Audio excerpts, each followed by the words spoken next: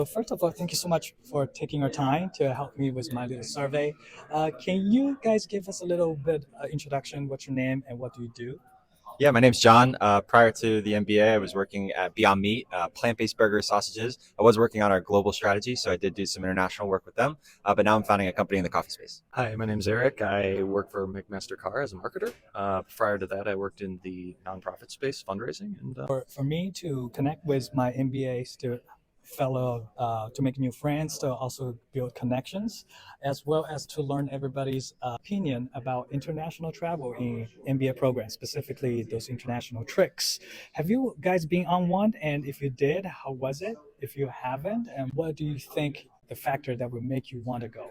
I have not gone on an international trek, but I don't know that I've been here long enough to really take advantage of it. It's destination for me, though. Personally, I struggle a little bit with like a really structured thing and doing like a big group stuff, but I also I want to make the most of my MBA experience and make friends. And so, I kind of have to find the middle ground on that if there is an opportunity to go to one of these. Opinion. I also have to say, not to say coffee chats aren't great, because coffee is great for conversation. Absolutely. Yeah, no, I'm a first year, so I think the opportunities I'm definitely excited about, especially with coffee being an international trade and enjoyed by every culture around the world.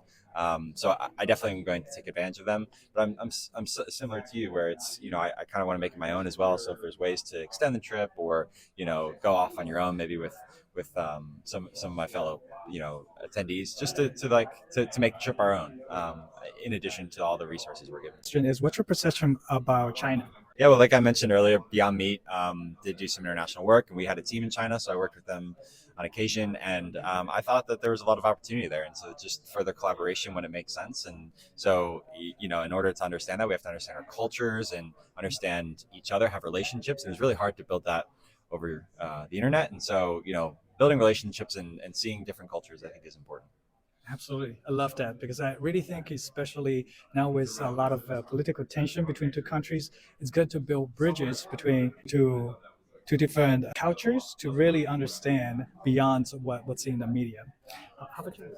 I'd probably say that it's a little bit misunderstood by the general American public, but China's not a monolith. It's a country of, more than a billion people. It's going to have a bunch of various different viewpoints and a lot of different culture and wonderful things to get to experience if you so choose. I'm a little bit biased. I did live in China for a year, and it was a good time. I enjoyed myself. I thought it was actually really welcoming the entire time that I lived there. Some factors are a little bit difficult for a Westerner, but that's okay.